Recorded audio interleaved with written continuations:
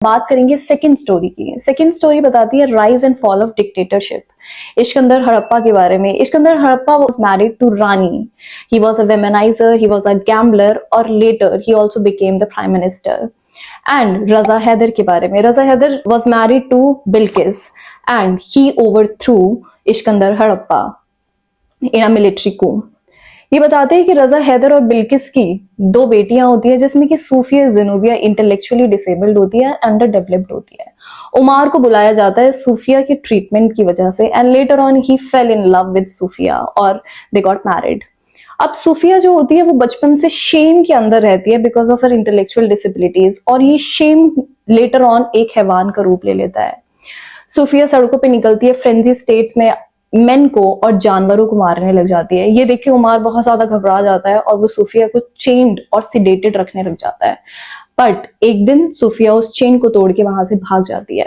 अब इसी दौरान में रजा इस्कंदर का असैसिनेशन करा देता है और 4 साल तक रूल करता है।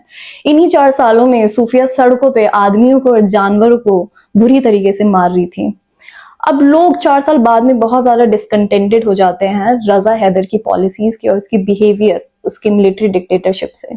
रजा हैदर और बिल्किस को अब सेफ हेवन चाहिए होता है। यहाँ पे उनका सन इन लॉ उमार आता है और वो उनसे बोलता है कि मैं अपने चाइल्डहुड होम तुम्हें लेके जाऊंगा, जहां उसकी 3 माएँ आज भी रह रही हैं।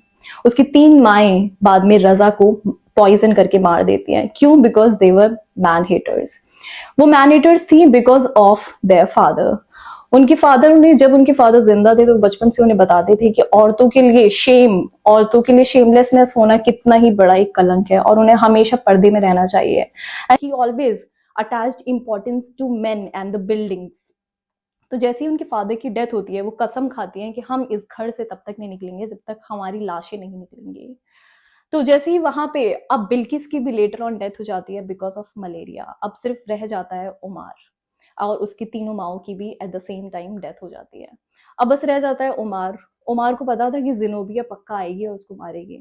लेटर ऑन जब उमार अपने रूम में बैठा होता है तो वहां पे जिनोबिया आती है और जिनोबिया उसे खा जाती है, इवन मार देती है ब्रूटली। जैसे ही उमार की डेथ होती है वैसे ही वो घर भी क्रम्बल हो जाता है, वो घर भी डिस्ट्रॉय हो जाता है because it was build on the roots of Shem.